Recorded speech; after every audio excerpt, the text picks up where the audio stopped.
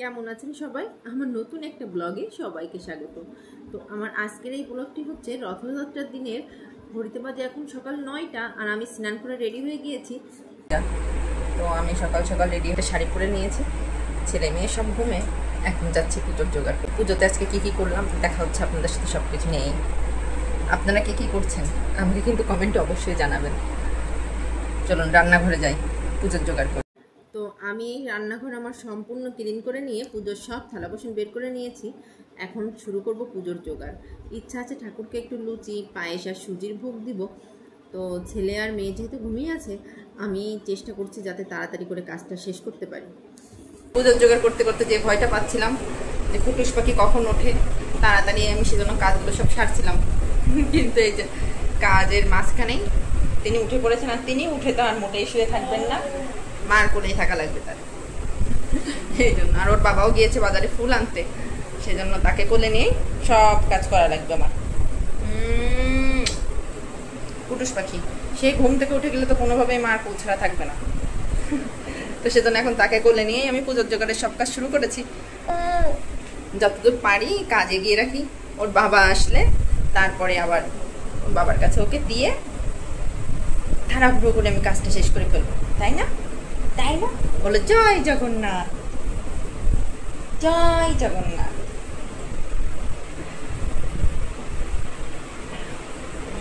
শোনা পাখি।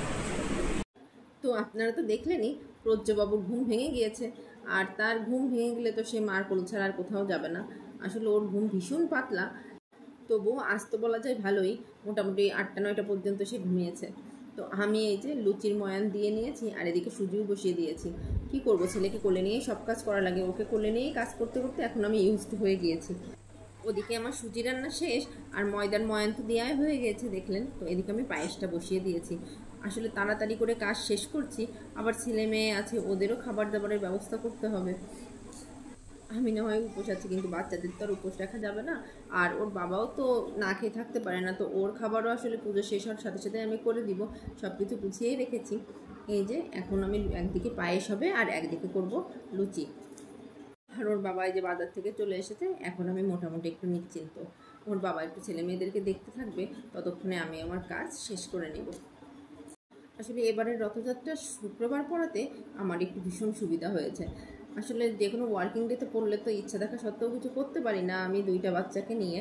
তো যেহেতু শুক্রবার পড়েছে আর মন থেকেও চাচ্ছিলাম বেশ কিছুদিন ধরেই যে ঠাকুরকে একটু ভোগ দিব। অনেক দিন হলো ঠাকুরের সামনে কোনো ভোগ করে দিতে পারি না।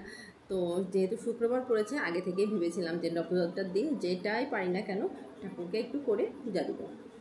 তো ঠাকুর সেই মনের ইচ্ছা আমার পূরণ করেছে। তো আপনাদের সাথে কথা বলতে বলতে আমার লুচি কিন্তু ভাজা মোটামুটি শেষের পথে। দেখেছেন লুচিগুলো কিন্তু ভীষণ সুন্দর করে ফুলছে সবগুলো, তাই না? দেখতেও ভীষণ ভালো লাগছে। আসলে মন থেকে ঠাকুরের জন্য কিছু করে দেওয়া, সেটা কি খারাপ হতে পারে বলেন? তো এই যে লুচি ভাজা আমার মোটামুটি সবগুলো হয়ে গিয়েছে, আর পায়েসও ওদিকে হাফ ডান, আর একটু হইলেই হয়ে যাবে আর কি।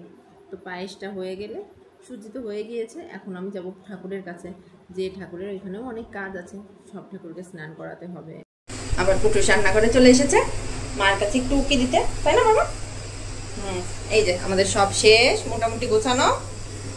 আর একটু হলে পায়েসটা হয়ে গেলে শেষ আমাদের, না? চলো তাড়াতাড়ি ঠাকুরকে খেতে দেবো।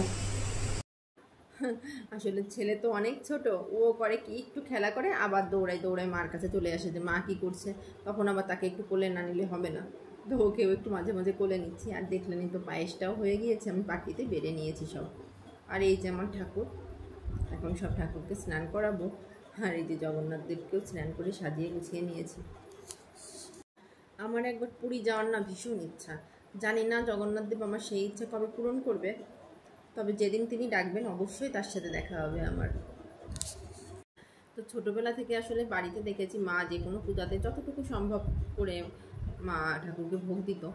তো সেগুলো দেখে আমরা যেমন খুশি হতাম, আজকে আমার মেয়েও কিন্তু ভীষণ খুশি, বাড়িতে ছোট্ট করে পূজার আয়োজন করেছে দেখে সে ভীষণ হ্যাপি। একটু পরে পরে আসছে আর ঘুরে ঘুরে দেখছে সব কিছু। ওকে দেখে আমার ছোটোবেলার কথা ভীষণভাবে মনে পড়ছে যে আমরাও তো এরকম খুশি হতাম মাকে পুজো করতে দেখে। তো এদিকে আমি সব পুজো দিচ্ছি আর ওর বাবাও সব ঘরে ধূপ দেখিয়ে আসলো।